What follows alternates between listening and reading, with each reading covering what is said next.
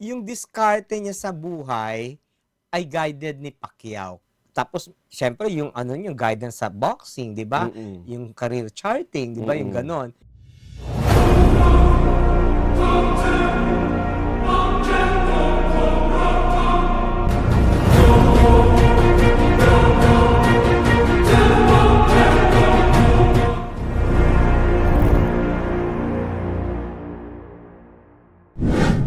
And we are welcoming all of you to our Sunday episode. This is Alwin Ignacio, the diva that you love. Together with Miss Kumaring Ultra Maldita. Hi, this is Alex Nakakaloka! Hi, this is Alex Brosas. My God! Kanina, alam mo, kanina pa tayo. Buti ka pa, mabulunan ha. Oo nga. Para iba naaalala mo eh. Ha? Bakit kaya ka nabubulunan madalas eh? And this is the Hitty Show, the Tarayan Natalia Kainis Showbiz Edition. At alam ko na kung bakit mo mabulunan sa lalamunan ng aking kumaring Ultra Maldita. Kasi pag-uusapan natin sa aming Easy Run, guluhan at pinag-uusapang Piolo Pacquiao ng boxing ring na nung nakipaglaban sa recent Thrilla in Manila lightweight division, nagwagi. At si Piolo Pacquiao lang naman ay ang anak ni pambansang kamao Manny Pacquiao na si Emmanuel Joseph, I think Basco Pacquiao. Pero kasi, yung may makakuha siya sa telescreen, na biglang tingin, kahawig na kahawig ni Papa Piolo. P. Mm-mm. Ang sarap niya. Parang heartthrob bigla siya. Oo, biglang heart trap. And it's like, Boxing heartthrob. Buckley's height trap, that's lightweight division. Tapos he's like taller than his dad. Oh. 5'10 siya. Tapos lean, ang Wow. ganda ng katawan. Oh. Siksik na yung pambuksingerong siksik. Yeah. Diba? So, I understand why everybody is gagaing over him. Dahil talagang, wow. Sabi mo nga, nyorap. Oh my God. And, ang nakakatuwa, yung super ang acknowledgement at ang suporta ng papa niya sa kanya during the game. And of course, he made his papa proud dahil syempre nagwagi, di ba? At nando ng ang kanyang, ano ba tawag kay Jinky? Kung hindi naman niya mami. Eh di stepmom. Stepmom niya. Stepmom? Stepmom ba? Eh kasi may mami talaga siya eh. Oo nga, parang stepmom na rin, di ba? Stepmom si Jinky na supportive rin sa kay Eman. Diba? Have you seen his pictures? Oo, What say you? Niya. Parang pagka binihisan ng ng maganda na hindi nakapang-boxing, parang he could pass for a model. Yes. Diba? Parang, kasi he has the height, he has the body, he has the charm, he has the face. He's very Pinoy looking. Oo, diba? Parang, parang nagulat nga ako eh. Parang naloka ako. Piolo Pacquiao. Tawag sa kanya ng mga netizens, yung Piolo Pacquiao, pero Emmanuel talaga ang pangalan nga, niya. kasi nga, it was a parang tribute kay Papa P. Kasi nga, kasing gwapo. Kahawig niya yung bata. Actually, diba? Pwede siya pagkamalang anak ni Piolo. Dahil hawig na hawig talaga sila. He's more Piolo looking than Inigo. Talaga? Yes. Diba? At ang maganda po doon sa bata, he sounds like his dad when he speaks, pero wala siyang Visayan accent. Oo. Straight. Tunog talagang parang tunog talaga lang nag-aaral. Because kasi he lives here, di ba? In Manila. So. I think so. Dito sa Manila yan di ba? At ayokong intriga ha, pero parang mas maganda ang bahay bata ng nanay niya. Dahil siya ata ang after Jimwell Pacquiao, siya ang pinaka-poging Pacquiao. Talaga. But Jimwell is the eldest son, with Jinky. But then siya yung, remember there was a news that there's this woman who is claiming na siya talaga, anak talaga siya ni Manny. I remember that was 2000, was it 2004? Basta unang pumutok si Manny sa kasikatan. 2004 yata yun. I was an editor doon sa isang tabloid na nagsara na. Naging assignment ko yan kasi I was invited to to cover yung beer brand na ini-endorse niya na lifetime yata yung yung kontrata. So pumutok yung babaeng yung babaeng nag-claim na may anak siya kay Manny Pacquiao. So I was asked, don't leave the media con without asking that question kung ano masasabi niya dun sa may nagki-claim na anak daw niya, chuchu. So sabi nung ano, naku baka maimberna, sabi gano'n. Naku So di, you tried to ask. kasi lahat sila, may isa umaano sa paa ko, yung isa kinakalabit naman ako. Eh siyempre, di ba ang line of questioning paakyat, di ba? Nag-escalate. Mag-escalate.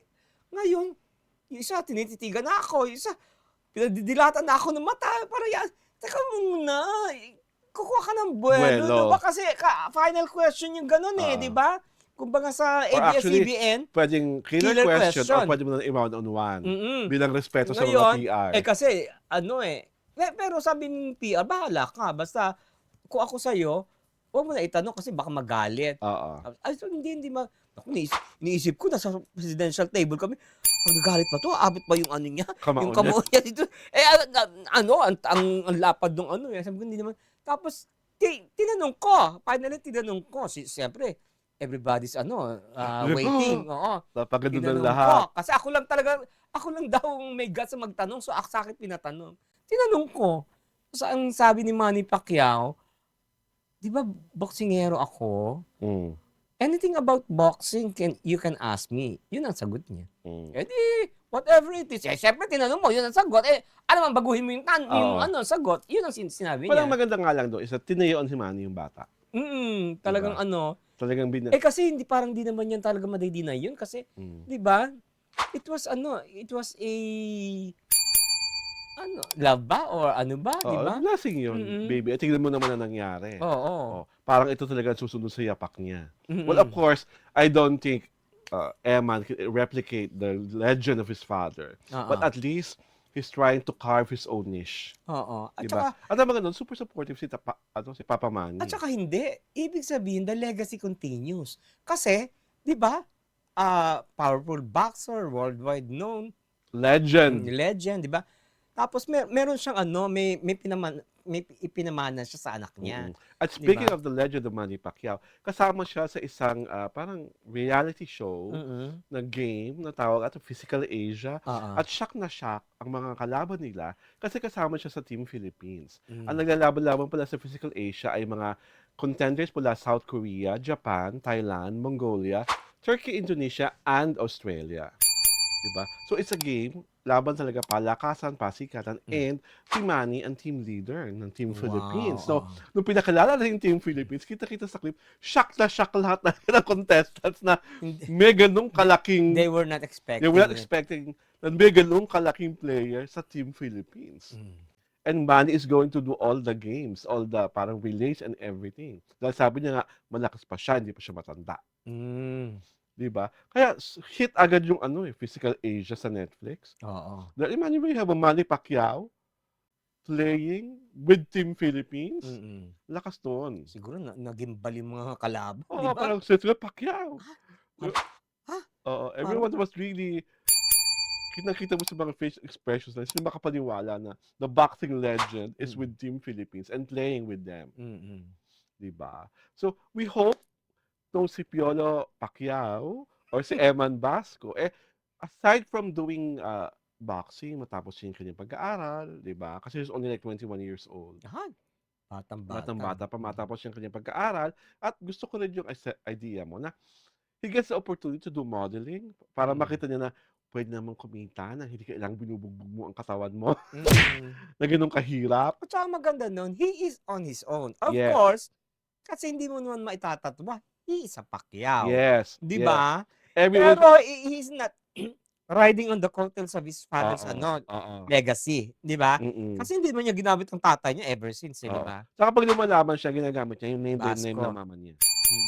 At ang maganda pa doon, talagang proud si Manny sa kanya. During that Twilly and Manila event, pinakilala siya kay PBBM. May pictures sila together na magkakasama si PBBM, si President Bongbong, si Manny, at si Eman. Talagang he made his daddy proud. Oo, di Diba? ba? Ang bongga. So, congratulations sa'yo, Piolo Pacquiao. Piolo Pacquiao talaga Eman. At sana maging matagumpay ka sa iyong karera, maging ito ay sa boxing, sa pag-aaral, sa pagmamodel. And we can never tell, baka mamaya mga commercials, endorsements, at kung ano-ano pa, di ba? What's your wish for the young boy? I wish yung diskarte niya sa buhay ay guided ni Pacquiao kasi alam naman natin magaling sa business si Pacquiao, Yes, 'di ba? yes. Magaling siya magpalago ng pera, Yes, 'di ba? yes. Tapos siyempre yung ano yung guidance sa boxing, 'di ba? Mm, Yung career charting, 'di ba, yung mm, gano'n. mm. So, mag-guide lang siya ng tama ni Pacquiao, eh, he will lead a very good life. That's Mm. wonderful. And on that note, this is Alvin Ignacio, the diva that you love. Together with me is my kamaring Ultra Maldita, Hi, this is Alex Brosas. and you are watching The Kitty Show. Toriana Talakin Showbiz Edition.